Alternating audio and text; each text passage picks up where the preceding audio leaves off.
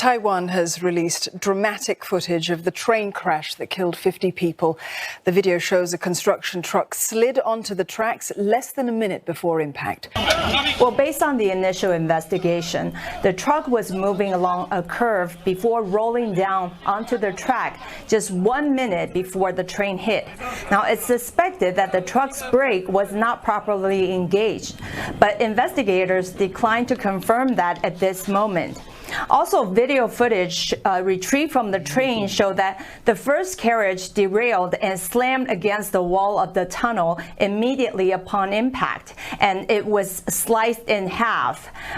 So at the time, the train was traveling at 130 kilometers per hour when it hit the truck, and the driver only had less than 5 seconds to react. He pulled the emergency brake for 4 seconds and was only able to slow the train down to 120 kilometers per hour.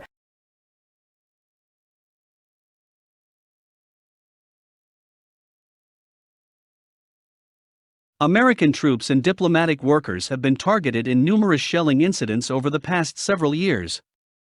The leader of Iraqi political party and militant group Asa-ib al-Haq, Qais Khazali, has warned the U.S. forces deployed in Iraq that the attacks against them by the paramilitary group will continue until they withdraw from the country's soil. There is no room for American military bases, neither in Al-Assad nor in Al-Harar. This is the decision and promise of the men of resistance, Qais Khazali said on April 1. The U.S. has so far stopped short of announcing the complete withdrawal of its forces, with current President Joe Biden ordering a complete review of America's contingents deployed abroad and the changes to their volumes made under the Trump administration.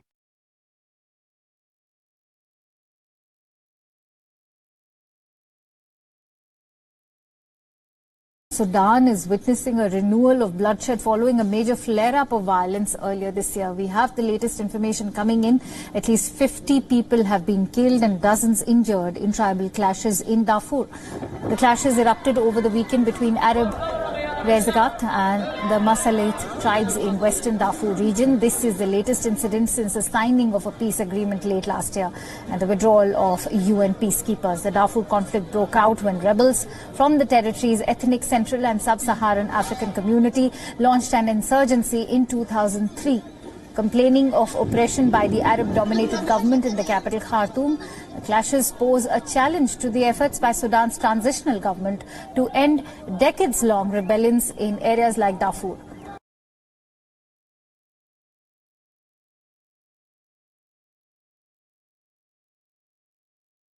Russian tanks have been spotted rumbling towards the Ukrainian border as Vladimir Putin puts on a display of military might. A video has emerged from Russia showing a massive convoy of tanks and trucks speeding towards the Ukrainian border.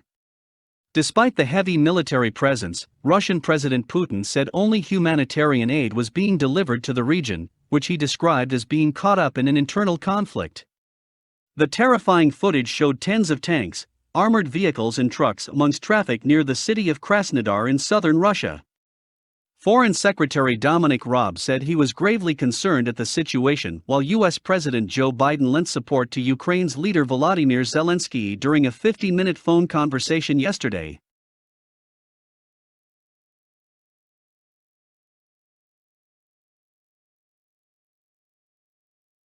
Russian police cracking down on those gathered outside the penal colony where Alexei Navalny is being held. Among the dozen or so people detained for several hours was Anastasia Vassilyeva, head of the Alliance of Doctors Medical Trade Union and Navalny's personal physician. She'd earlier accused the authorities of violating Navalny's human rights by refusing to treat him properly. Several other doctors and a CNN journalist were also among those detained.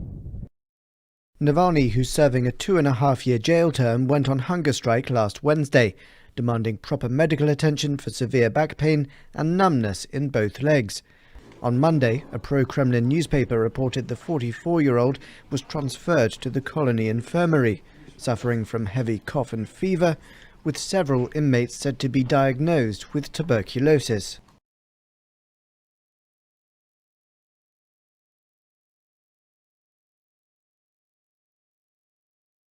A candlelight vigil for the victims who've lost their lives since the February the 1st coup.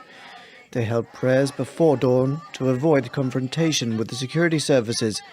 At least 570 protesters and bystanders have been killed in the crackdown since the military takeover, this including 47 children. The shocking figures come from the monitoring group Assistance Association for Political Prisoners, which says more than 2,700 people, including de facto ruler Aung San Suu Kyi, are in detention. Meanwhile, to keep up the momentum of the protests, people have started painting the town red, quite literally, up and down the country.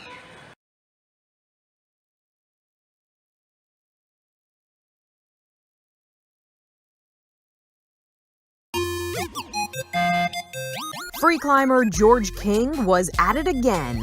The 21-year-old British man has made it a habit to scale incredibly tall buildings without the use of ropes or protective gear.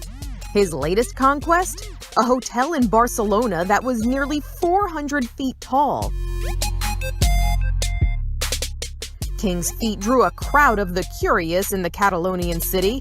They watched as he climbed and climbed and climbed, using only his hands and feet.